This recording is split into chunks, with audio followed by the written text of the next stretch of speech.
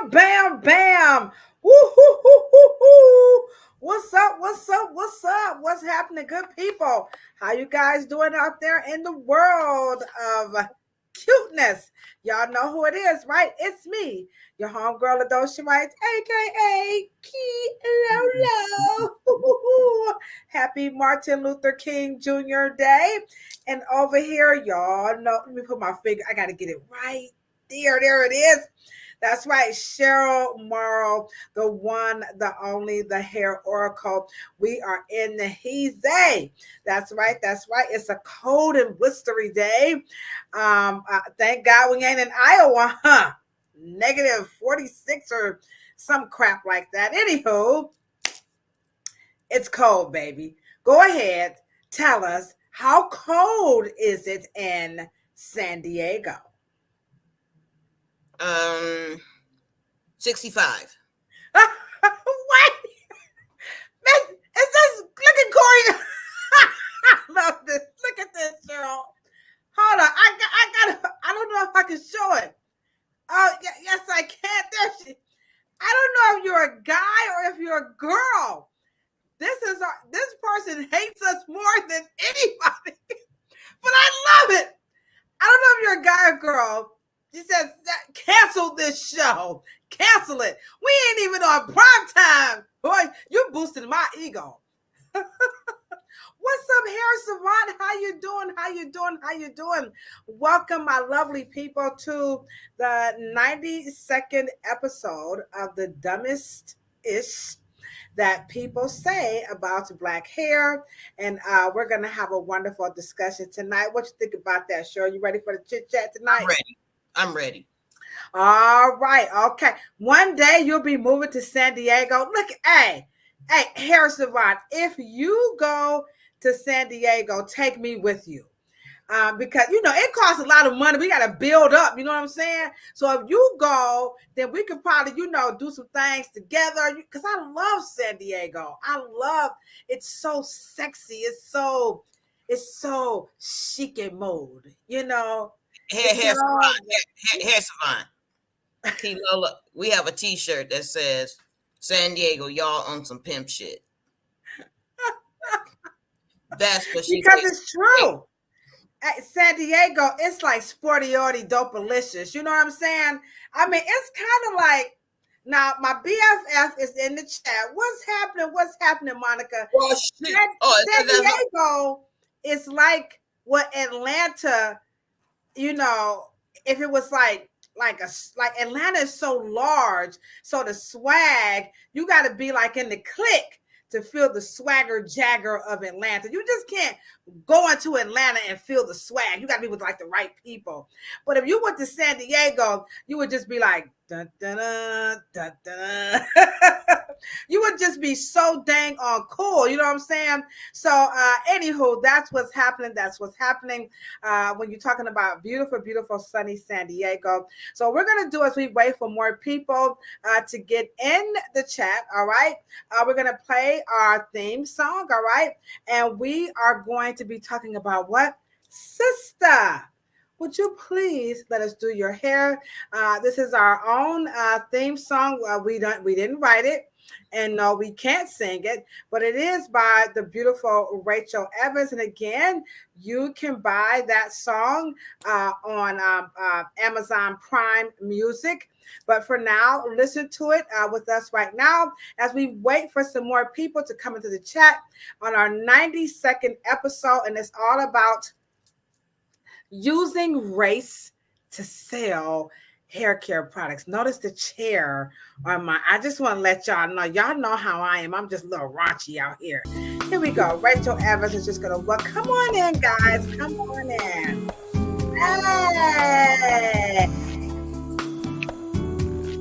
Hey. Now let me do your hair.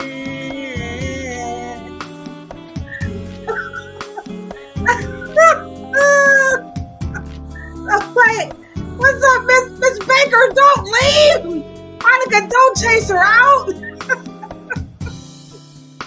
Cheryl, can you see all those comments in the chat? Hey, you can't?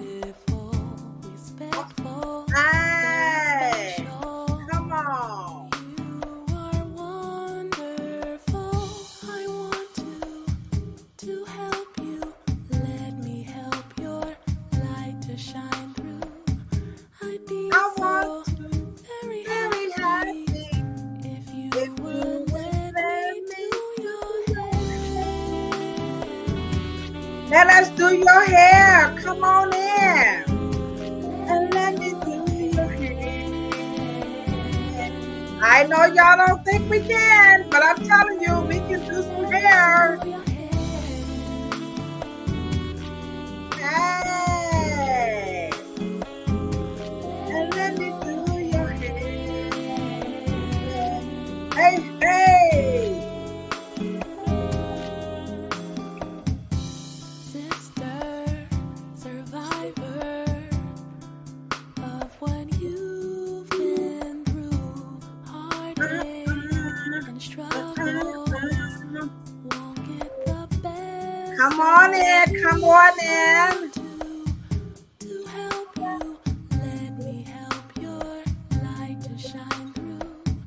You'll be I want so to very happy if you if you would let me do your hair.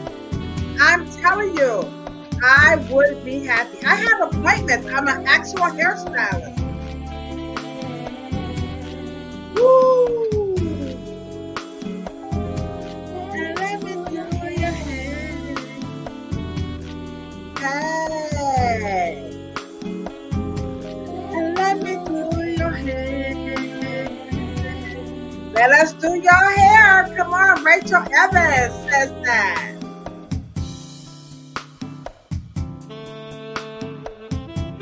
I know this is not drop top season, but if you can just kind of go along with us. There we go. Come on, get y'all pimp. You know. Hey.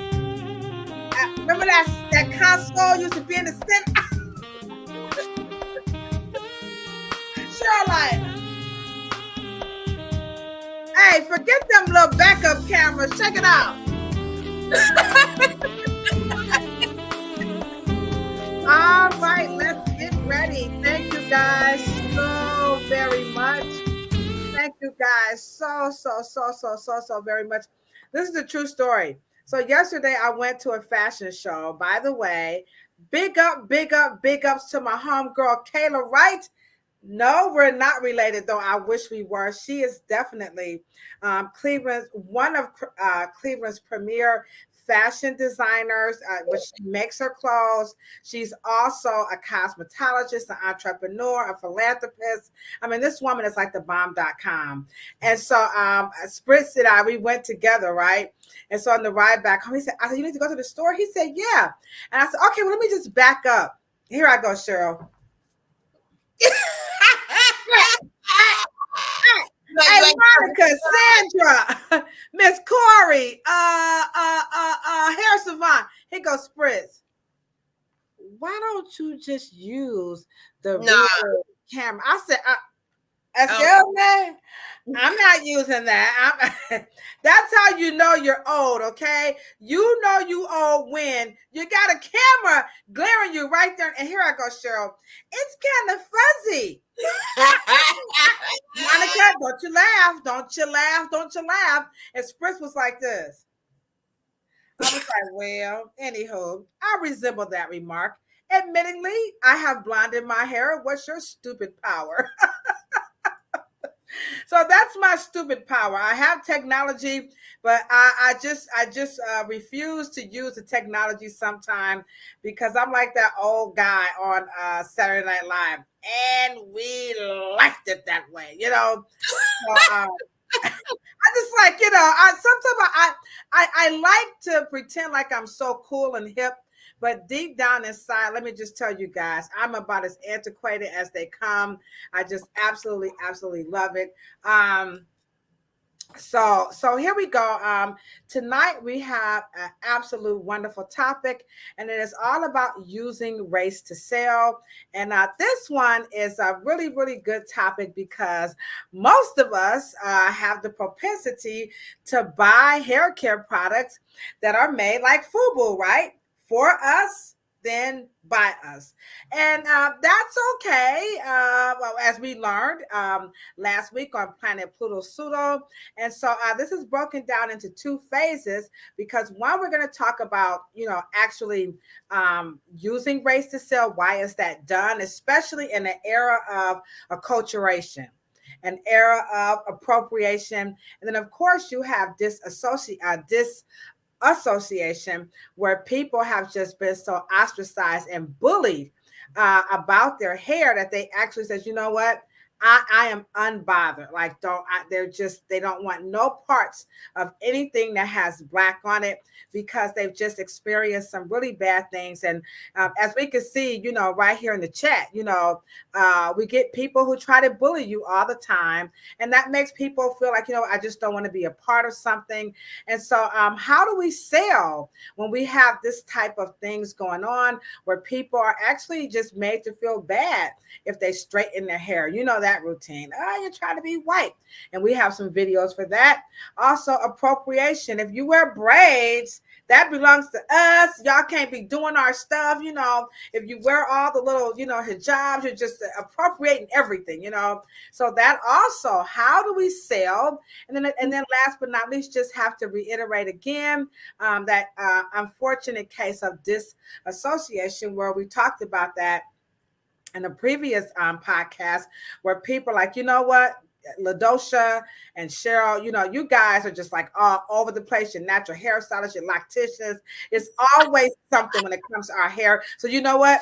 They gave us the finger. You know what I'm saying? They're natural, they're unbothered, and they're tired. But before we get to our topic, we always do our current events. So I've got some cool current events that I want you guys in the chat to just come on and give me your feedback, and let's, oh, I found it.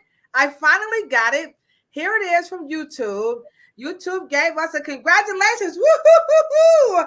That's unsolicited, guys. This is an authentic 2,100 subscribers. And so I put up some shorts, and we get a lot. Well, now we ain't at the million follower mark, but just goes to show you, YouTube said we don't care if y'all only have 12 people in the chat. Makes us no difference. Ladosha and Cheryl, you guys get a subscriber milestone. And I would say that's definitely pretty cool. So again, thanks again, YouTube, for recognizing the little, what they call it, the little drop, in the ocean, that old ripple effect. So let's get it going. So here is our current event. Check this out, Cheryl. Hair color. Oh my God. No way. Okay, the chat is on fire. No way. Okay, so that is that the version of the kitty perm? Are they gonna be? Are white people gonna? Oh no, white people are not gonna do they people like that. They gonna just say, kitty perm. Oh my God. Thank you, Red Top. We appreciate that. Thank you, Lena. Thank you, Monica. And doing these podcasts, of course, we actually love to put the information out there because this type of information is just not needed. So we got our new cousin. What's up, Red Top? Come on and join the chat. Everybody put the RT in the chat for our new cousin, Red Top, for joining us. Here you go, RT. Everybody is somebody. This is exactly how we build our platform. It's just one person at a time. So we appreciate you so much for joining us, Red Top. And again, we are on, I think this is our 92nd episode. And we're going to be talking about using race to sell. And so here is one, hair coloring for minors. So what do you guys think about? What do you guys think about hair coloring for minors? Should we be coloring children's hair? Obviously, somebody said yeah. Yeah. Somebody says. Somebody says yeah. Yeah. I color minors' hair. We get the little boys that come in, and you said no hair savant. Hair savant. But I do it. Wait a minute, hair savant said hell to the nah. Ew. So he says no. Okay, no chemicals on children. Okay. Okay, we got one, but okay, who else? Does anybody think that we should be coloring, or as Hair Savant says, no chemicals on children? Okay, I think hair coloring, it's pretty safe, you know. Well, Um, they didn't say it's permanent or not. They just said hair coloring for right, minors. yeah, yeah, And, and and, and, and that baby does not represent a minor. That's a right, baby. yeah. Right. Yeah, yeah. Okay, so it's a consensus. So they're saying no, do not color children's hair. Oh, we get lots of children that come in the hair salon and they want like a little, they want a Yeah, you stain. know, little Yeah, spray, a little something. yeah, yeah. Everybody's. I know for a fact my mother would be like, hell no. Every time I wanted to do something as a kid, you guys want to know what my mother would always say to me? You Hell don't vote and you don't pay taxes. Go sit your little ass down. So my mother was like, I don't, Mom, can I go to see the point? You don't vote, you don't pay taxes. I'm like, I can't do nothing. You know what I'm saying? So my mom, she was like, no, you ain't doing nothing. You don't vote, you don't pay taxes. So it's a consensus. So far, majority vote rules. So in the chat, they're saying, you know what? Don't do this to children. Naomi, you said that's right. Okay, Naomi. Okay, all right. Okay, so next up, here's another good one here. You guys are gonna love this one. Check this out. Forever chemicals found in popular supermarket foods, including brands like Annie's, Organic, and Del Monte. And y'all know what those forever chemicals are, right? That's those pelates, those chelates. Remember, Cheryl said we're eating them. You guys may not recall, but Cheryl made it abundantly clear. We eat this stuff more than it could ever be in any relaxer.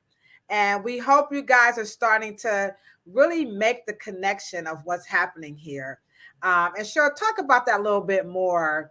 Um, uh, for people who are just adamant that the phthalates and the relaxers are truly the cause of cancer, when clearly they say this stuff, you should see the list. I will drop this article in the chat so you can see. It's also in baby milk that they said get it out right now. Well, I will say, and the company said go kiss with a sun don't shine. They said we're not taking out Jack Rabbit. But I don't think there's phthalates in relaxer. There's no reason for it. In formulation wise, it's just people try to keep costs down, and most people don't put in ingredients that are unnecessary, and phthalates would be unnecessary. But you're always going to get black people who believe the worst, and they're gonna, oh, you trying to keep us from our money. There's no there, and so I think what they're saying with the relaxer is that the plastic, the little tubs that the relaxers come in, they claim like this stuff is. Let me get it out. Can I get it out, y'all? Cheryl said, okay, they're saying that it's coming out of the plastic and it's leaching into the product. And when you get a burn on your scalp, then the phthalates, it gets in and it gets into your bloodstream, and then it travels, and somehow, some way, it sits down in that reproductive area. And now you have female problems, as well as certain forms of cancer. And you're saying, you keep shaking your head, no. Come on, Ladosha. No. Sure, but it's burning, not sure. Folks believe that burning, and there's something going in there. Them phthalates get in that skin when it burns. That's what they keep saying. Okay. Do y'all believe that? Okay, here we go. In the chat, how many people believe that when you get a y'all raw tonight? Let me just I'm trying to speak up for the unspoken. If it burn, like you get a burn on your scalp, a little blister, right? It's tingling, and you have that that base, you know, and you got that relaxer on there, and then it's gonna seep in, and the phthalates is gonna go in, and it's gonna get in your blood system.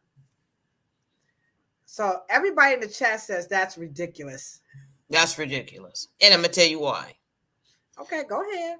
Right. When you have an exogenic, thermogenic product that heats up, that's hot, right? Anything in that product that does not coincide, let's say like plastic, right? It's not going to be whole inside of the formula to the point where it's going to bypass all that heat, all that hotness, all of that, alkaline heat, and then remain separate from it, and then go past the skin and go into the blood. It doesn't work. And you don't have a bloodstream flowing in your scalp like that. It's a whole nother bloodstream that's pumping separate. It's a whole separate vein, and it's not filtering back in. Y'all, come on now. Y'all need to study anatomy. Well, when you look at hold on, let me put that picture up. I know. Hold on, wait a minute. I see. We do have a celebrity in the chat. There he is. Mr. Maurice McIntosh from North Carolina is in the chat. But let me show you a picture before I give Maurice all the props, because this is what people see, Cheryl. And I think, because lookership is real, although you guys are saying it's not. But let me where is that picture at? It's got to be in here. Please say I have it. Oh, here it is. Yeah, here we go. All right. So, Cheryl. No. Come on, Cheryl. Look at that blood. Right? Come on, y'all. Help us. Okay, so let me ask you a question. There's the blood in right there. That's the blood. Right. I know, but the blood is connected to, if that's what you say. You guys think that blood makes the hair grow. Blood does not make the hair grow. Blood is for the fat in the scalp. That hair is totally disconnected from the skin. So what goes on top of the skin has nothing to do with that red and blue papilla. I'm about to get you. Look at this. See that little hole right there? Look at my little hand. So when that's burning. We can't see your hand. Right here. See my little hand right there? See that little hand moving around? We can't see your hand. Okay, so right here where it says hair shaft. Where it says hair shaft. Hair shaft. Right, that's the skin. What it goes on the skin does not filter, because you have to remember the inner root sheath.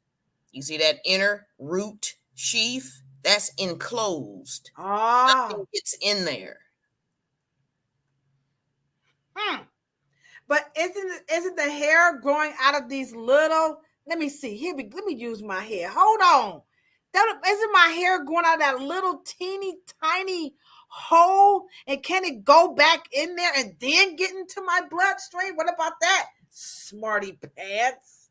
Nope. All wrong. You see, y'all see that inner root sheath? And you see the outer root sheath? Those are not connected to the skin. That's encased in a whole nother sack. Nothing on top of the skin, all the way up there where the hair is. Yeah, it had they're like layers, and they're encased in a sack, in a U, kind of like a U. They don't interact. And I'm sorry to say, guys, I know y'all want to blame the white folks with the relaxer companies. I know y'all want to do that. Now, hair loss is a whole nother conversation. Hair loss is a whole nother conversation. Okay. I know I can't talk, Naomi. I said it, conversation. Whole nother conversation here. All right. Okay. All right, smarty pants. We're going to give you that one. I tried, guys. I tried to go with the, so here's what they have to say about phthalates. They're forever chemicals. They have been found in several well-known food brands, including organic, that are often marketed to children. And so remember, organic, people believe that organic doesn't have any synthetic stuff in it. So can it be organic and have that stuff in it? Obviously. Well, you have to realize that some sources of the actual plastic, that's something that makes plastic, doesn't always have to be from a synthetic source. It could be a natural source. Uh-oh. Stop it, Shaniqua. All right, now, for everybody who think they know everything. All right, we're moving into our topic again. We're going to be talking about what using race to sell hair care products. Now, we talked about this on Planet Pluto Pseudo, and here is an article that's telling you how to start a small business. It's in Forbes magazine. And Cheryl, I can tell you that once again, they are not talking about having a clientele. They want you to go out and pull yourself up by the bootstraps, do some research, write a business plan, and get you some loans and some investors, and go for what you know and monitor yourself along the way. And what do you have to say about that? Yeah, because that's when people loan you money, what do you have to give away? I don't know. I ain't never borrowed no money. Well, you have to remember, when you borrow money or you get an investor, what does a person in Shark Tank say? For 10%, I will give you, for $100,000, I'll give you what percentage of equity? That is one of the reasons. That's how you steal black hair care. That's how you steal black wealth. That's how the natural hair movement gave away the black retail market of their hair care industry. They gave it away through equity. Just, we're going to help you. We're going to celebrate black founders, even though we were black in the first place. But dumbass Y2K natural hair movement gave away the retail market. So all we have is the professional market now. But now, okay, we moved. We're getting closer to the topic. Oh, we got another. We got some brothers. We got the Mossy Warrior clan that came through. What's happening, brother? Teti Seneferu. All right. What's happening? I miss you. So we got Maurice McIntosh is in the chat. And then we also have my homeboy Seneferu from the Mossy Warrior clan, which, by the way, you guys need to check them out on YouTube. I'm sure if you watch them, you'll see the inspiration that's rubbing off on me from the Mossy Warrior clan. So thank you so much for that compliment. We like to think we are truly the smartest ladies on YouTube. We'll take that. Okay.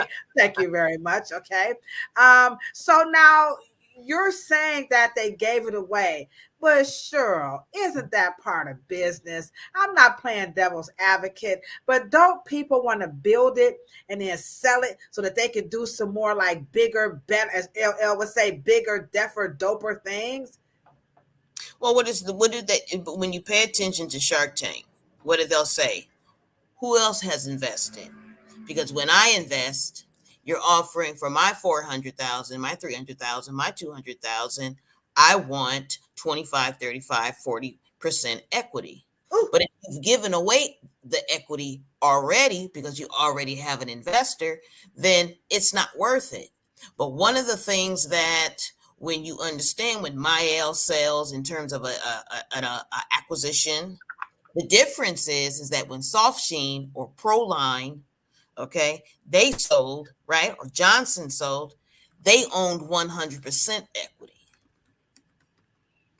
That's different than a sale.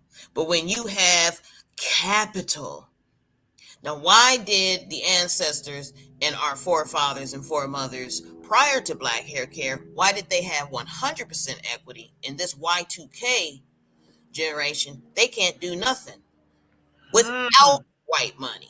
White money is because in the spirit of supporting and building up DEI, one of the things you have to be careful in certain industries like black hair care, black barbering, men's grooming, you have to understand those companies are easily financed by the sole proprietor.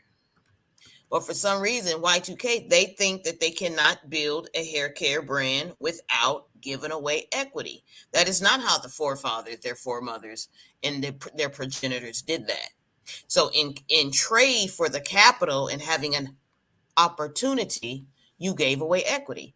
And most of, I would say about 70% of those brands, maybe 80%, are so equity bankrupt that by the time they do sell or they are acquired by a bigger, larger company, they have to pay off 2 or 3 and 4 other investors to That even. kind of sounds like the record industry just a little bit. You hear how they say, TLC. I don't know how, I don't know, but that's what they're saying. That this is why, like TLC and I think In Vogue, like I think even some rappers, in the Right. early They don't own their masters, and they uh, don't really own their music. And then, of course, the ones who actually do have a larger stake in it are the ones who composed it and wrote it, And so the point of the matter is, why did the first black hair care between 1896 all the way up into 1990, why did that version of black hair care create so many multi-billion-dollar hair care trends and created black dynasties and black rich families? This one will not do that because wow. you had to get white money to start them. Means you split and gave away your equity. And then by the time you are profitable, maybe 3 or 4 or 5 years down the line, well, at that point, you're selling. Right. Yeah, you're selling really fast because And you're then not. you got one big problem, that one of the reasons why we're talking today. You went to retail as a source of your marketing. You weren't a profitable brand prior to retail on the shelf. So that was what Roland Martin was talking about. You're Yeah, so I have some. Yeah, I yeah. got some clips from him too. Yeah. So again, this is our 90-second episode, and we're talking about using race to sell hair care products. And I know that a lot of you are on here, and you are wanting to know well, how do I do this? How do I spend my money? How do I know what's good, what's bad?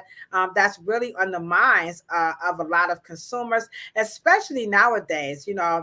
Women are definitely coming into the salon, and they're complaining about spending oodles and oodles of money, and they're not satisfied. I would say that's probably the number one reason that we're seeing, at least when it comes to our new guests. We do have our regulars who've been with us for like ever, you know what I'm saying? But we do get new people, as all hair salons do. And so they're actually just being very overt. I am spending in excess quarterly of about a minimum of $80 to $100. That's a lot of damn money, and they are still not happy with their hair. Number one, because they have all the products and they just don't know what to do. And we got to try to figure out if we're using race to sell, then why do we have YouTube channels? Why do we have people running to YouTube to buy stuff and learn stuff, and they come back and they're like, damn it, I can't, we got to watch Ladosha and Cheryl, and I got to hop over here and watch this influencer. So why do we have this if we are using race to sell? Because right now, here's what they're saying about race. They say, the hell with that, DEI, they're done. They're going to be challenging this diversity, equity, and inclusion. So if we are getting comfortable with companies buying from us or for us or investing in us because we are people of color, you've got a group of attorneys that's saying, get that shit up out of here. We're not going to be giving y'all no more money, buying stuff, doing business with y'all, just because y'all black. No. See, check this out. This is why we need think tanks. And this is why the black conversation has to grow up. This is the moment where blackness, black pride, black politics, or black consciousness has to grow up. Because at the end of the day, what they're saying, you were basically probably 2003 black folks in this country not only had consumer influence and consumer power, right? They know that the majority of the numbers of people of color have changed. They know something that you don't know. They are microaggressive because they know that they are no longer in the numeral what? Majority. Okay. So DEI actually doesn't make sense. I agree with them. Really? Yeah. Because it doesn't. Okay, wait a minute. Hold on, chat. Wake up before you hit that heart button. Just wait 1 second. How many of you guys are for or against DEI opportunities, collaborations, instruments, implementations, whatever adjective you want to use, or rather verb? I'm sorry. If you are for DEI, put 4. If you are against DEI, as Cheryl is saying, please put that in the chat. I would honestly, but what I'm saying is, it's a slow conversation, because if you have the same, and I don't mean this personally, because I don't know all African American study professors, but as long as you keep that dumbass same 1960 stupid ass black conversation, okay, I want you guys to think about what is unlawful assembly. Black folks could not what? Meet until you had a white person around. Okay, that's diversity. Now, where was they DEI on the plantation? You didn't hear no white folks trying to get on the plantation, right? Okay, so diversity was never your problem. Equity. You're talking about equity in somebody else's shit. Would you like other people to come in your shit and talk about, oh, I want to be in a higher position in your company? It ain't ever gonna happen. Now, inclusion. Now, you guys just got through saying that African American women are the largest growing of entrepreneurs, right? Okay. right? So guess who? Guess the real minority. We know who they are because they on this picture. Now, guess where they want to be? They want to be in your company. See, it's a numbers game. Look at what people do, not what they say. Why is this little white man all of a sudden just so worried they're going to turn back to 1866? Because they understand economics. They understand at the end of the day, the numbers game ain't going to lie. They see it. They see what is going on, that they are going to be not only. Now, let me just say this. Did y'all look at the median age of an African American in the United States? How old are they? Hold on. Wait a minute, guys. Hold on. Are Hold on. Median age. Let me just get to Google. and it's median, 26, no more than 28. Median age of African American women, you said? African Americans in the United States. We're either 26 to 27, 28 years old. Last time I checked. And I have to check. Okay, that says 33. No, bullshit. It's 26. The No, average it says age, 2021, the median age of black. it keeps going up and up and up and up and up and up. Now, that means that if the average age of an African American is always at least 30 years behind a European. So the median age of a European is what? Now, I just checked it in 2021, maybe 2 years ago. We were 26. The average age was 26 years old, right? The average median age of a European American, 48. Okay. Hold on. Median age of white of 44.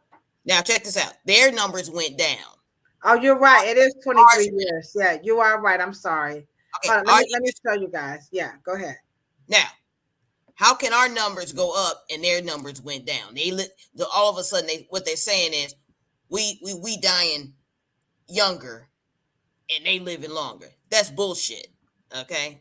Now, after COVID, they got the real numbers. We were at 26. The average age of a Latino Hispanic, I think, was about 17 years old. Yeah, so here it goes. You're right. It's 44 years. Mixed with other people is 22 years. Yeah. Okay, now, what that means is 44, let's do 20 years. Let's add 22 years to that 44. Okay, so that's going to be 66. Okay, now, that means who's out of the job market? Them. Exactly. Who's not?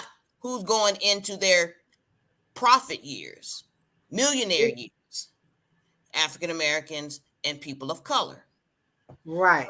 So the point is, so of course, now all of a sudden you got this wave of no DEI, no advantages. We can no longer sustain the they're actually bitching about the sustaining the advantages of the 400 years of disadvantage. Now they want to say, well, the numbers are getting, you guys are in the majority now, so we don't have to.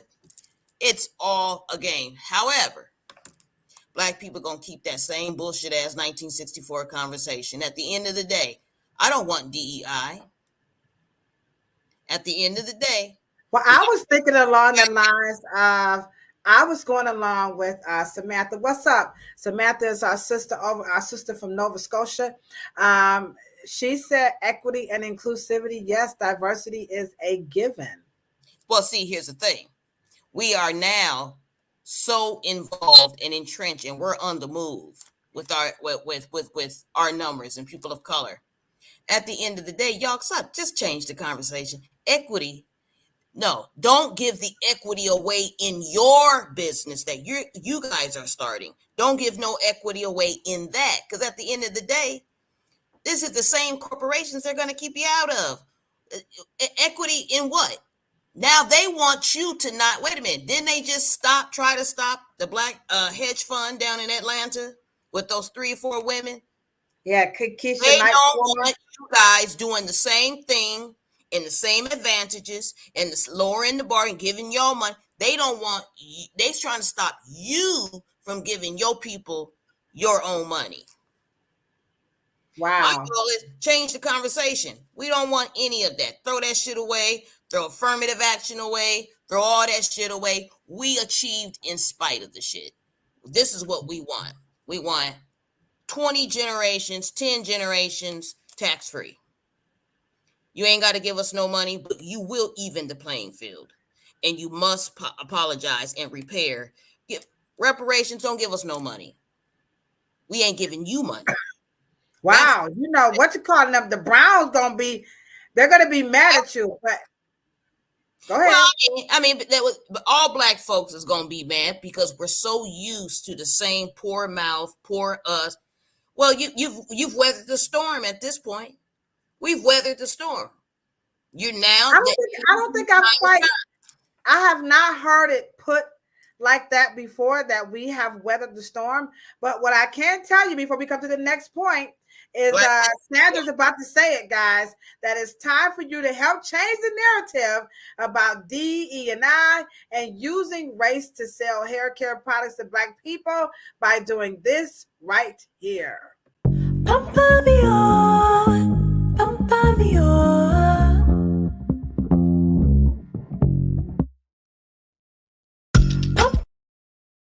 All right, go ahead on and smash that thumbs up button. Big ups to Miss Trigana Robinson. I appreciate you so much over on Facebook. She hit that heart button as soon as she came in. And I'm telling you guys, this is how we get into those algorithms. And again, we got to get that super duper shout out to YouTube for recognizing. That's okay. You ensure y'all moving one click at a time. So we got a milestone that we've reached, and we've been able to do that authentically, but we could not do that without you guys' support. So again, we are on our 92nd episode, and we are talking about using race to sell hair care products. And then next week, we're going to go into how can the shoppers do something different. In the meantime, let me just show with you, Cheryl, when you're talking about DE&I, and that's I get it though. Like you said, we survived it, but there are some people who would say, no, it's too many of us that's left behind. We're not making it. You know, it's not enough Ladoshas. It's not enough Cheryls. So Forbes magazine, let me just kind of share my screen. And again, we're talking about how to sell to us. So here is what Forbes magazine has to say about starting that small business and achieving big, which it doesn't have any of what you just said, Cheryl. So it's got research and planning, legal structuring, financing your business, building your team, and marketing. Now, when it comes to Black selling to each other, where would the research fall? Are these 5 steps? Are these practical steps as we're trying to sell? We got consumers in the chat, and they're trying to figure out how are you guys even coming up with how to sell this shit to us? So is this the master plan right here? Well, no, that's the mess. That's the dumbass. That's the same ass plan they always have. You know what that plan is? No, what's that plan? Okay, number 1, research and planning. Who gonna get the grants for the research? White folks. Now let's go to number 2, legal structure and plan. Who gonna get patents? Patent attorney, this attorney, that attorney, trademark attorney, this attorney. Who gonna get that money? White folks. Go to number 3, finance your business. Who gonna be the finance companies? It's called interest. Who gonna get the interest on your money so you can have an opportunity? White folks. Let's go to number 4, building your what? What's number 3? 4? Number 4 is building your team. Who you gonna put in that place? Building your team. You know where all them conferences and counselors and consultants and small business courses, who gonna get that money? White folks. Number 5, what? Hold on, y'all. Sales strategies. Yeah, marketing and sales strategies. Okay, y'all may go to YouTube and go to YouTube University and may learn that, but at the end of the day, you're always in somewhat accelerator program, incubator. They're white, and you're gonna give them your money. And so even that same problem solving, that whole little problem solving from Forbes, which is a white media company. At the end of the day, when it comes to Black beauty, and one of the things that we tried to say that we're going to do different in 2024 in the Afro Hair Science Summit is that this business is not known by anybody better than Black folks. So at the end of the day, if you're not getting financed by a Black company building and learning real Black beauty business, Black beauty commerce, Black beauty commerce law, cosmetic law, and at the end of the day, what did you say, Ladosha? You don't believe Black people can teach you. I did say that I'm guilty. At the end of the day, that plan is still, we love you. We feel sorry for you. We feel so bad for all the years of lack of diversity and lack of equity and lack of inclusion. We're going to really even the playing field. Come on over here and give us $250 and we're going to even the playing field. And then guess what you guys do? You guys go on Shark Tank. You guys go in here and you think. And then one element that I did not, do you guys know that most of those startups within 2000 to 2024 owe so much money to the retailer? What? Hold on. Wait a minute. Now, Hair Savant says it's designed to force you to give it away. Do you know how many entrepreneurs use those 5 steps in their business to build it and it doesn't work? What did your ancestors do different? What did John Johnson, George Johnson, S.B. Fuller, and Madam M.S. Gold, Madam Malone, that they ain't had not even 10% of what we have today? Why didn't they give it away? Why can't a Black woman who died in 1919 have an heir and make her a millionaire? And Black folks, you have, besides me, you haven't even seen an heir. You haven't seen any of them kids from Dudley, Bronner. You may see them, here and there and there. You don't see them. You can't even you can't even call them. And that's the point. Now, what's the difference between Madam C.J. Walker? She only lived maybe 30. She only had a good 22, 21 years, maybe 10 years of success that she even saw. The rest of that was her daughter. So how can a woman who was a washwoman 10 years prior to going to school in Morrow and create $1 million heir? How did that happen? And we can't do it today. I would say fundamentally wrong here.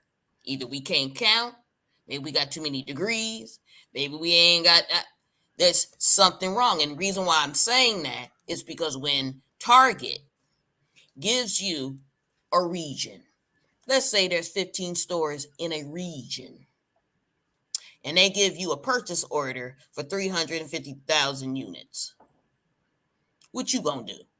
What right now, Miss Wright, the right product, you Ladosha, what would you do? I would definitely try to fulfill that. You'd be happy for 5 minutes. And then you have a heart attack that when you think about it, because you will go in debt trying to get on a shelf without market share. You have no market share. And you're going to sit your product next to what? Dove? Is you crazy? But you know, I mean, I'm having a aha moment. I was just in Fresh Time, which is like a Trader Joe's and a Whole Foods, right? And I see all of these. It says shop local, right? And I see the one African American owned, brand inside there. And you're right. No one is buying it. I mean, I was in the store for a minute and I watched people, I bought it. But I saw the people just going there. It doesn't say black brand, it just says shop local.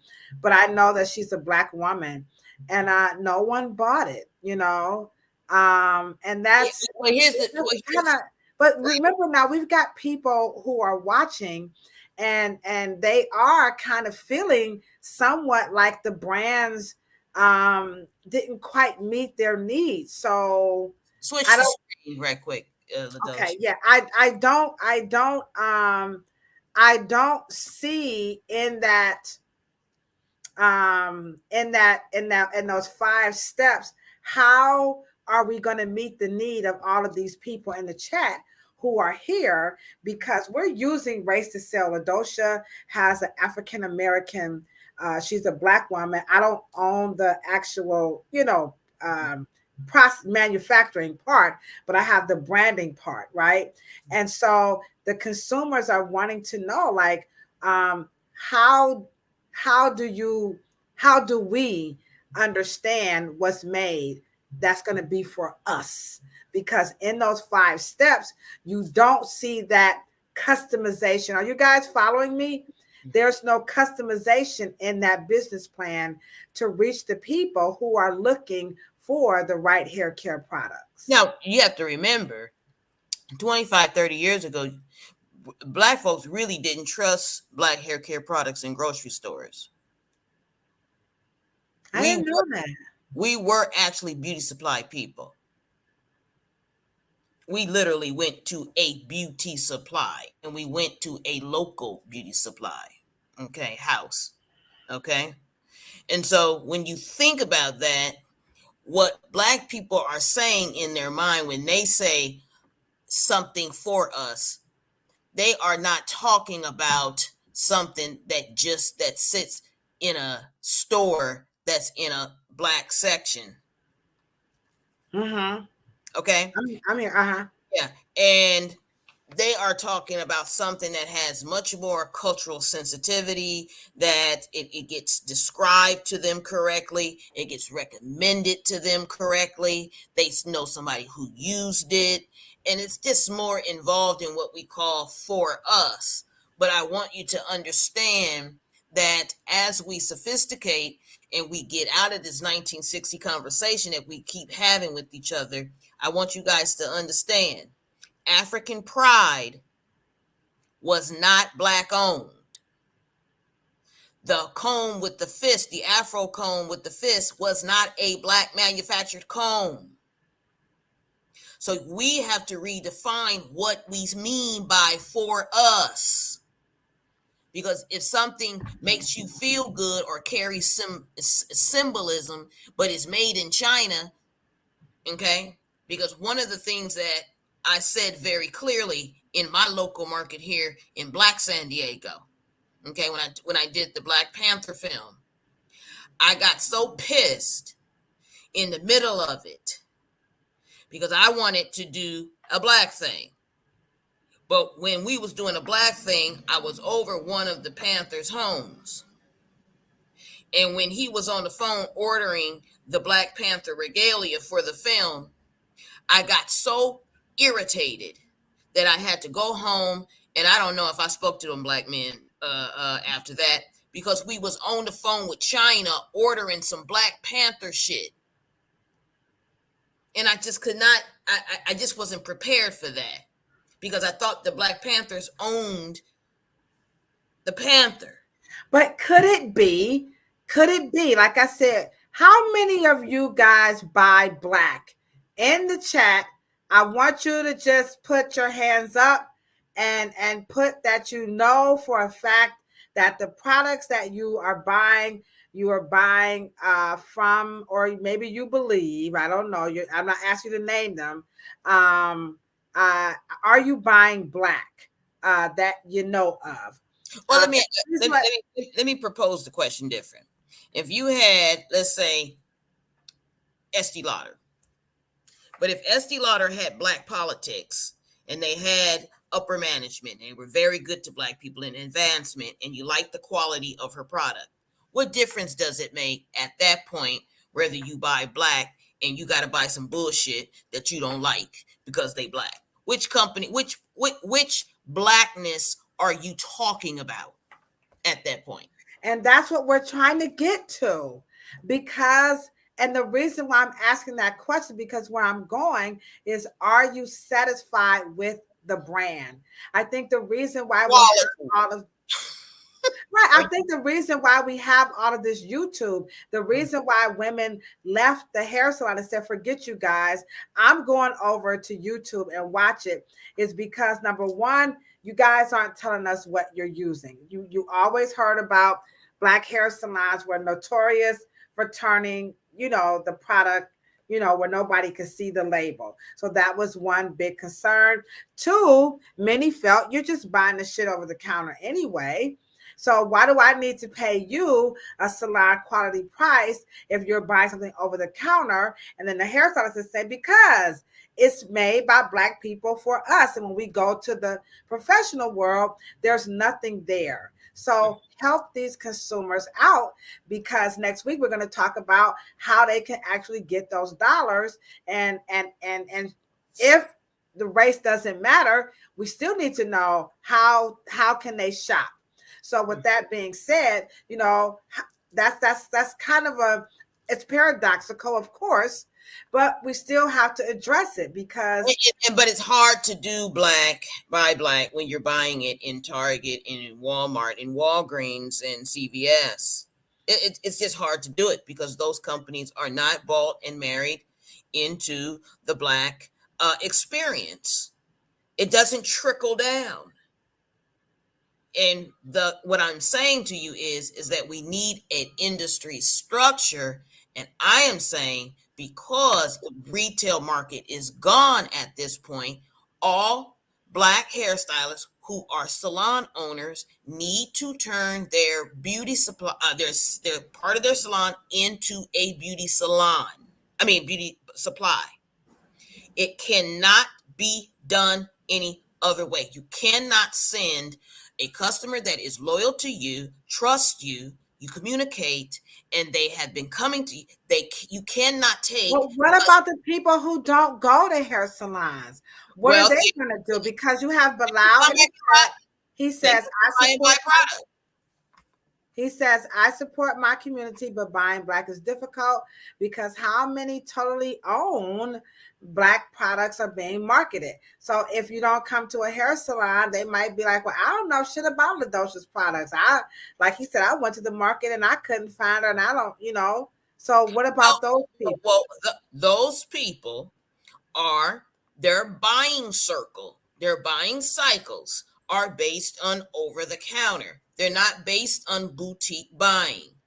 They are people who were maybe once in a local beauty supply, but they don't go there anymore because they can go to the local CVS, Rite Aid, Walgreens, Walmart, and Target and Whole Foods, and go to bigger retails that has swallowed in that micro beauty supply dollar. And if they're not there, they're in Ulta. They're not in Ulta, they're in Sephora. I mean, come on, they're somewhere. But at the end of the day, quality always beats out, and consultation always beats out a dead shelf. Okay? And so my point is that we as hairstylists and beauty professionals have to become salespeople, not just Uh-oh. Oh, no. Well, people don't want to feel like they're pressuring people to buy stuff. Now, You got, sales, again, I'm I just know playing. sales. Okay. And then all the way over here is pressure. Now, why does y'all have to go all the way over there? I don't want to pressure nobody. Ain't nobody pressure your black ass when you go into a store. We just say anything to not understand. Well, I think we do understand, but I'm telling you, I'm in these salons every day. I'm out into these communities, and I am hearing. I'm gonna say something, okay? And I want y'all to really understand. Okay. Y'all know that Aunt Jemima was a real person, right? Yes. Okay.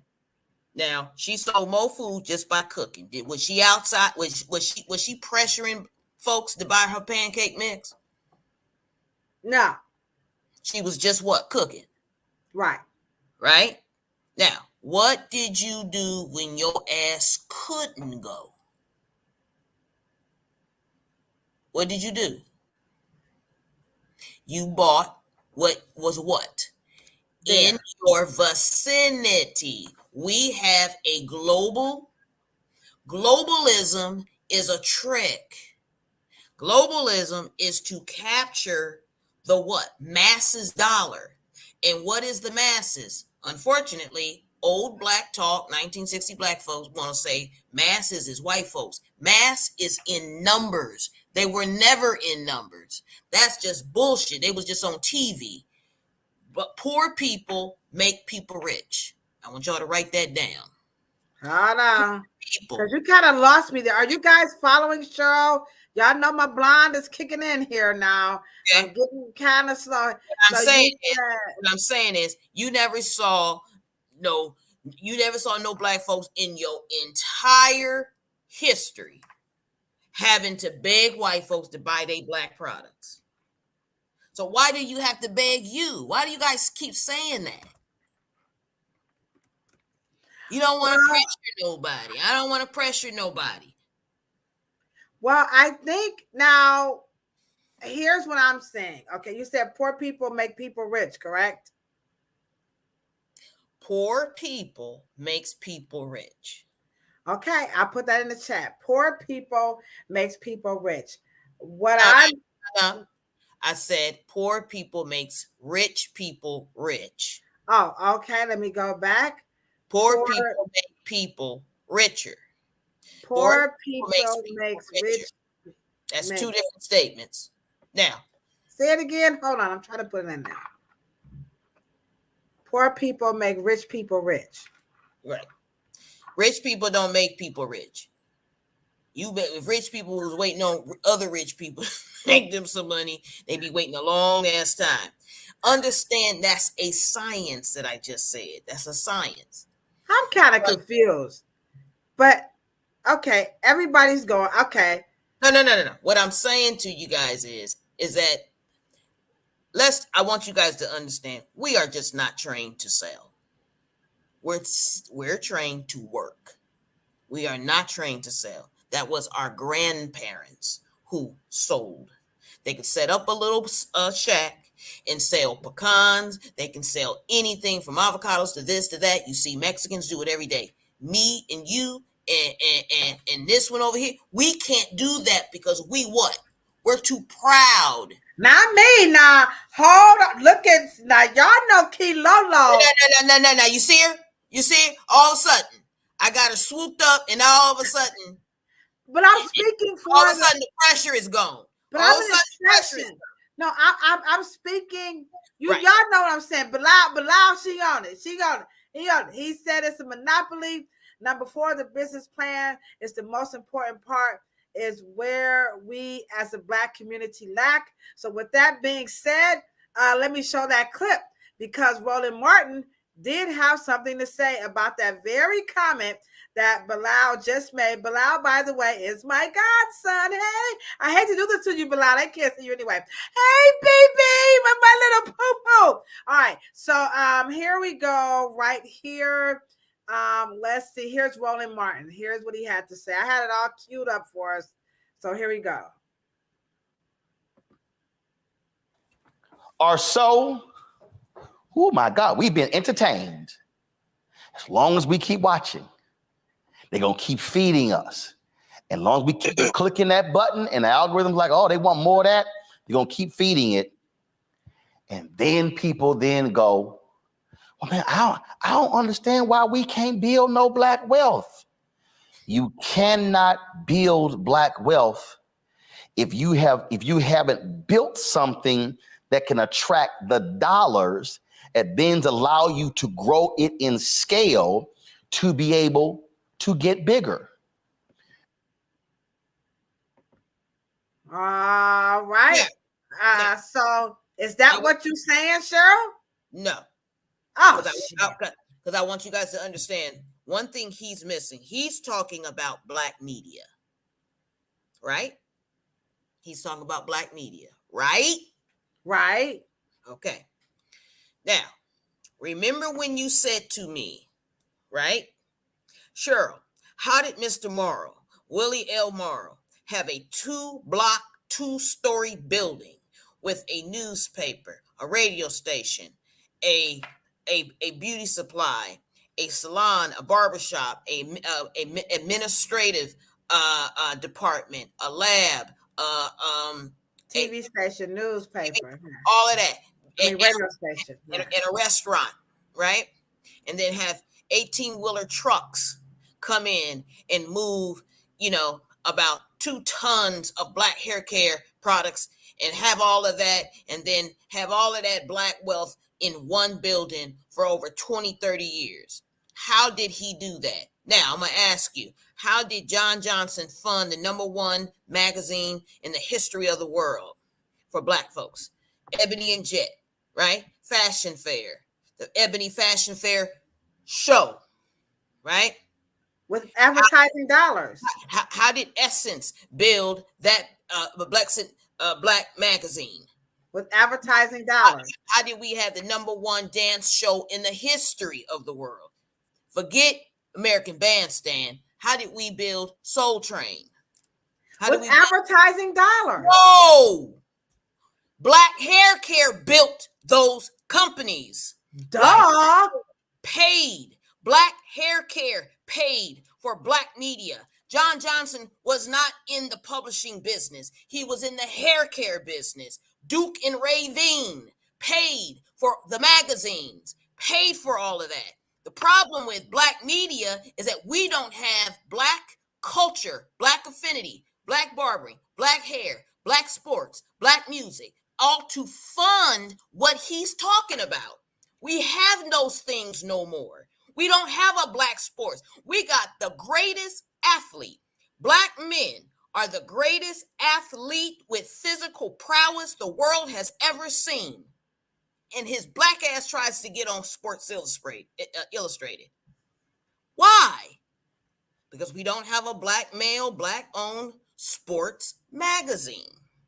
It'll attract the dollars, but the point is you can't say that, because when my father took $1 million in a suitcase with a handcuff, with handcuffs, got in a car with Tayati Howard, drove in his Rolls Royce to Mexico to buy Black people an economy, airwaves. Who paid for that? The Curl paid for it. So what he is saying, he has no underbelly. He doesn't have a foundation. He's correct. The unfortunate. Well, he's saying what the Y2K movement is saying.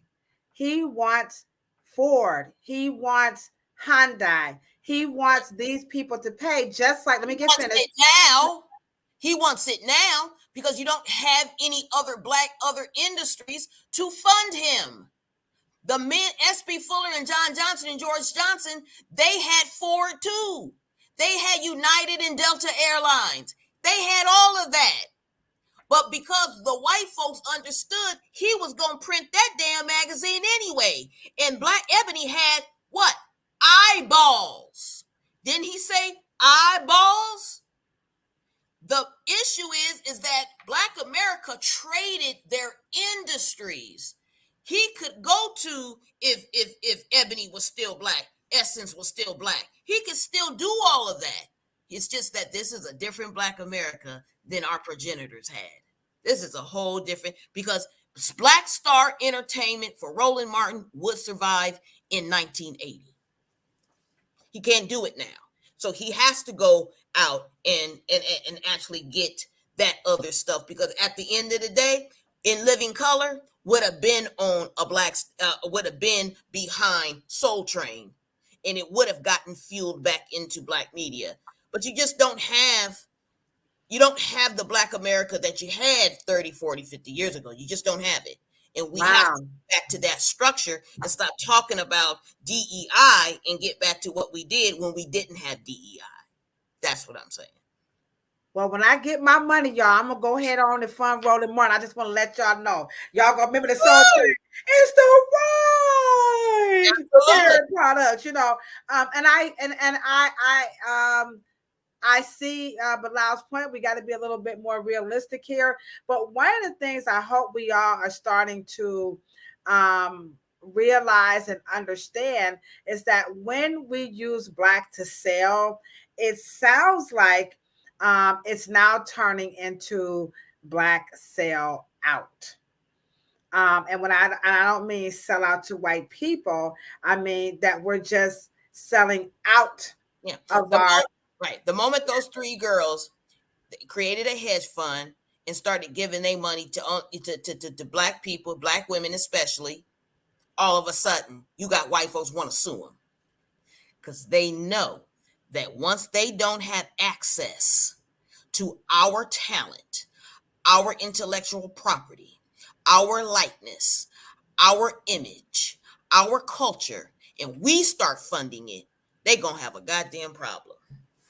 Because when now that, and one of the reasons why I tell you guys what is happening in Black hair is exactly what Roland Martin is talking about. They don't want Black folks going back to the salon, because now if it gets into any hair services and hair science or any type of relaxer movement, if everything goes back to the salon, those product lines, they have enjoyed 24 years of the Black retail dollar that they've never had in any time in history. They not giving it up. The Y2K screwed Black America with that shit. You're not getting it back. The only chance we have now is to go professional use only, go back into the salon, get back into the industry, back to the hair shows where it's top tier, top professional only, and then go back into that and make our retail products only based on professional hairstylists only, and to correct it. You will never correct it again, because you ain't getting it back. They are I hope you guys won't hate me for saying this, but I'm going to say it. Make Black hair great again. Did y'all hear what I said? We gonna get us some hats, god dang nabbit. Baha. Come on. Not MAGA, but Baha. Black hair great again. Come on through, y'all. This what us got to do. Come on now. We have got to make Black hair great again, because I'm going to be honest. I don't think I was able to make the connections, because I'm outside of it. For one, I'm definitely looking at it like a social scientist, which is not a good thing. And in the world of entrepreneurialism, but I did not understand the intricacies of the power moves these hair care companies were making to recirculate that money back. And it did seem like if we could just diversify, if we could just get a, and that really kind of. Let me tell you, I want y'all to paint this picture. Come on, Ladosha. Close your eyes. All y'all. And I know y'all didn't get my post, but I'm going to tell you, Fred Hampton have to tell the truth in a secret about good, genuine products. Mr. Hewitt, you're absolutely correct. Now check this out. What would happen to OTC without natural hair care? Just think what happened to that all that redesign that Target and Walmart have done to their stores. Just think about Ulta and Sephora.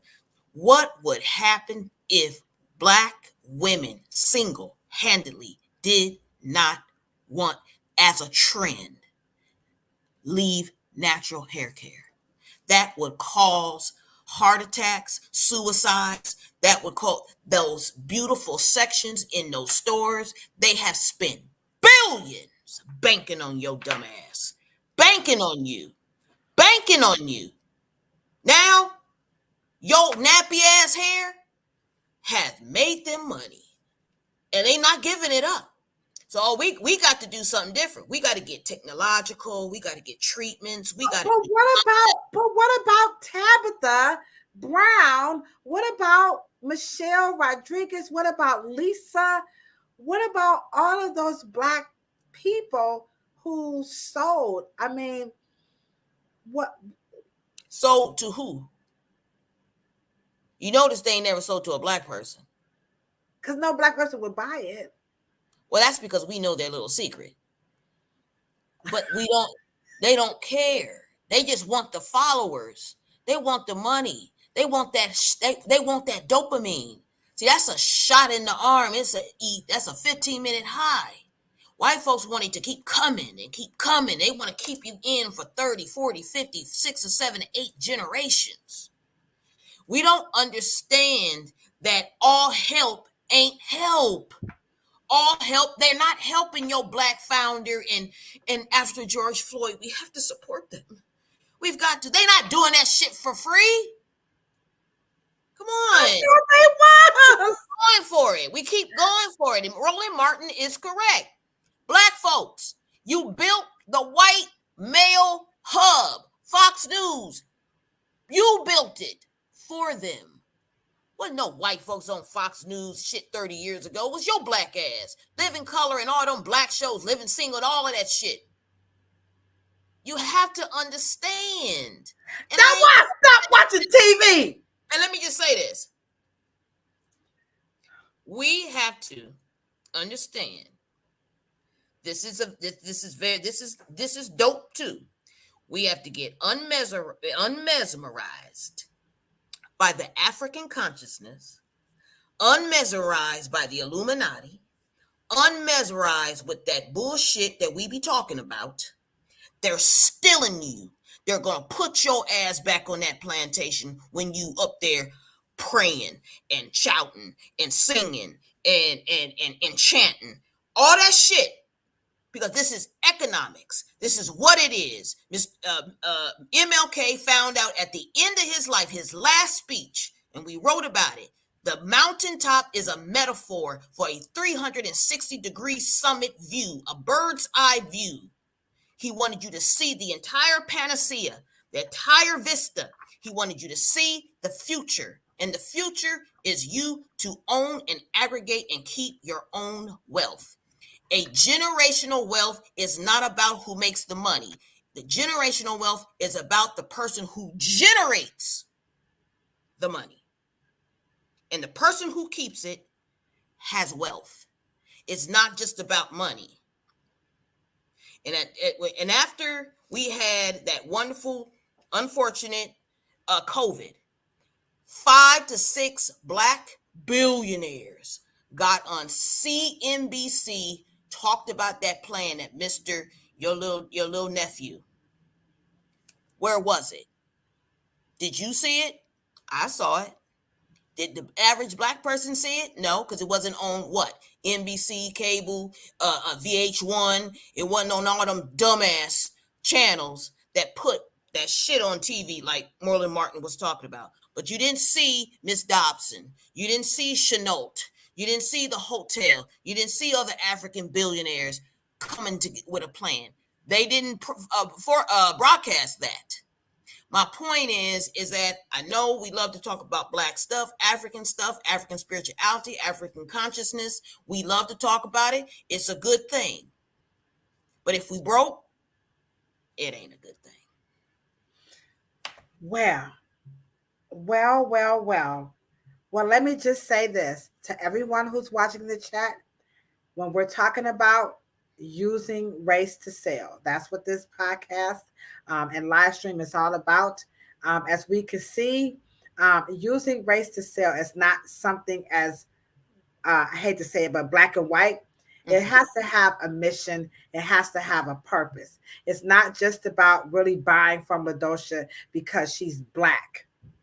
When you buy from me, you guys have got to see me do something with that money, trickling it back into our communities, not just creating jobs and things of that nature, but helping to support other entities, such as, we're not just specifically talking about a Roland Martin, but there are so many other entities, medicine, research. We need to be taking our monies and putting them back.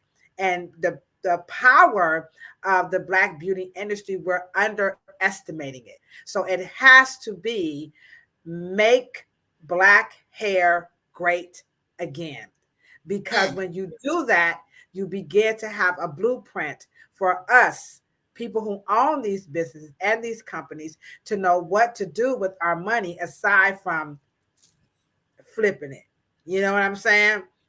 Not that I'm not thinking about selling drugs. I'm just saying. Let me just say, black wealth, black money, for my father's employees, they wanted to buy a house, and then one of the women tells the story even today. She was like, "But Mr. Morrow, he don't make that much." How much does he need to make? My father said, "Mr. CPA, get your ass over here. Put about $25,000 more on that. And shut up and go get your house." That's what black wealth does. That's how it trickles at the end of the day. And my father's memorial, the business, the Louisiana Fried Chicken, he got his lights cut off. He called my dad. My dad said, "Nick, calm down. Meet me at my business in 1 hour." He came and he gave him a sack full of money. Black haircare paid for that. That's what we do. My education, all the traveling, all of the stuff of my childhood. My father reminded me and my mother reminded me every day. All of the advantages and richness and wonderfulness in your childhood, your young adulthood, everything you have in my inheritance, everything I have today was paid for by black people. We can do it. It has been done over and over and over again. We are in a hiccup, in a bad nightmare, but we can do it. Ladosha is an example.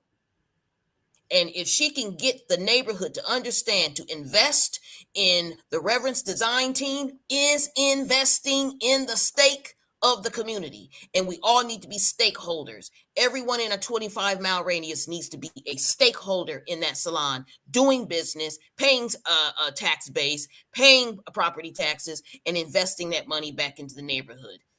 It happens. We did it before. We did it in Little Africa called Black Wall Street. We did it in Greenwood. We did it in Atlanta. We can do it. Come on, guys. We can do it. And let me just show you guys this clip as we wrap this up. And this is the other half of Martin Luther King. Some of you may be familiar with this, and some of you may not, but I think it's very befitting for what we are talking about today. And this is Martin Luther King, where he says he's coming for the check. All right. So let's hear what he has to say. Yeah, you put it on big? No? Yeah, here we go. At the very same time that America refused to give the Negro any land, through an act of Congress, our government was giving away millions of acres of land in the West and the Midwest, which meant that it was willing to undergird its white peasants from Europe with an economic floor. But not only did they give the land to undergird, they built land grant colleges with government money to teach them how to farm. Not only that, they provided county agents to further their expertise in farming. Not only that, they provided low interest rates in order that they could mechanize their farms. Not only that, today many of these people are receiving millions of dollars in federal subsidies not to farm, and they are the very people telling the black man that he ought to lift himself by his own bootstraps. Come on now. This is what we are faced with, and this is a reality. Now, when we come to Washington in this campaign, we are coming to get our check. All right. Now, I want to just say something. I have to find the picture. And I want you guys to just leave you guys with this, because this is extremely special. And it's a picture that my father kept. And it's a room full of hairstylists with an 18-year-old Martin Luther King. Black hair care, hairstylists and barbers gave the LCLU, the Southern Baptist, and Martin Luther King his fund and seed money for the civil rights movement. We did that. We did that.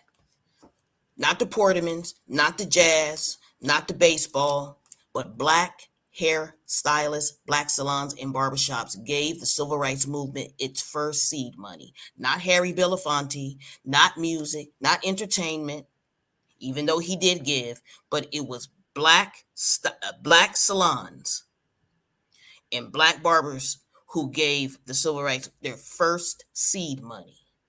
That's who we are. So make black hair great again. Thank you, Ladosha, for that. Yeah. Wow. I was so mesmerized by what you were saying. I did not know that, because all we do see Harry Belafonte. We do see Marlon Brando. We do see so many. That's got started, but we had to get started. The black salons, not the black church, the black salons and black barbershops handed them cash down on history. And we can do it again. Wow. All right. Well, there you have it. I hope we now understand that buying black and how to sell to black people is not really just about selling to people because of their hair texture, the color of their skin, the language, celebrity endorsements, and also, getting on these shelves. But these are power moves. This is a power move, again, to help make black hair great again, so that we can continue on in the legacy of doing many, many wonderful things. We're going to be back next week, and Cheryl's going to give us a point-by-point instructions. How do you do that? Everybody don't live in Cleveland, and everybody don't want to support Ladosha Wright, and we definitely understand that. How do we make the choice? How do we hold our people accountable? What can we do as consumers? Because you're buying this stuff, and I think you said something that we didn't get a chance to get into. But what are we doing with this money? I don't want to do what Ladosha do. I don't want to do it. So what are we doing? And let's help the consumers navigate their spending so that they can see, is it going to happen the way I wanted to see happen? And I think when you're talking about making black hair great again, We're going to make some people really upset when you're talking about that. But in the meantime, we're going to be back over on Planet Pluto Pseudo this Thursday as we talk about the Black beauty education, barber education, and the schools reimagine. What would this look like in the future? Cheryl's going to kind of walk us through. We know how it is. We ain't gonna rehash that, right? But and let me just say this. I don't mean to interrupt you. I know you're closing, but our economic rejuvenation is not just good for us. It's good for everybody because the ideas and innovation comes from us, and then the quality will be raised for consumer to be proud of, to buy these things. We can get into the fullness of what the future of eco, safe, and sustainability is about. We need a revolution. Right. Yeah. Right. So we're going to talk about that on Planet Pluto Pseudo. So if you are a licensed professional, you own a school, you work in a school, you teach, or if you are a hair aficionado like myself, you just love hair, then join us over on Planet Pluto Pseudo this Thursday at 10 o'clock p.m. as we talk about reimagining our industry and our education. I thank you guys so very much. Just some super duper shout outs to my godson, Mr. BB is in the chat, hair full of hair. We see you with your sexiness, Sister Naomi. You know how much I love you. My BFF, Monica Sandra, our virtual host, is always, as she said, I don't care if y'all are signing out. It is not too late to do what? Pump me on, pump me on.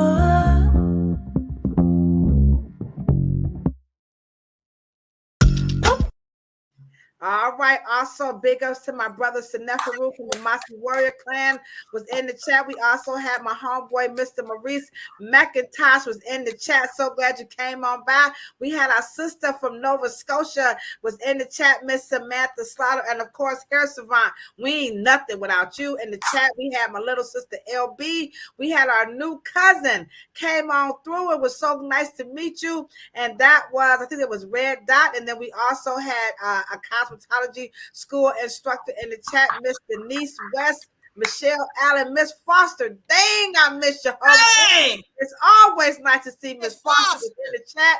Michelle Allen, you know how much we love you too. And Corey Baker. Let me tell y'all how Corey Baker. This is what I came through in the chat. As soon as I came right on, and what I said, red dot is actually red top. And we had Lena in the chat. But let me go through. I got to come right to the beginning. And this is what's the first thing we saw when we came to the chat. He or she said, cancel this damn show. They hate it. So Corey Baker, we love haters. It doesn't matter to us. It's all good. We respect everybody's opinions. You do not have to like us. We are not going to kick you out the chat as long as you don't curse and use any racial slanders and don't offend anybody's religion. We are perfectly fine. So if you hate us, if it's going to make you feel better to get that out your system, go ahead on and get it out, because you know what it's all about, right? It's about a whole lot of peace, a whole lot of love, and for sure a whole lot of hair. But check it out. If you ain't got it, you don't want it, you can't stand it, you can't grow it, hell, you plan on cutting it off any old way, we say it don't matter to us, because all of that is beautiful too, and so are you. See you on Thursday over on Planet Pluto Pseudo. Cheryl, you order that and a bag of chips and some grits, some shrimp. All right, good people, y'all have a good, wonderful night.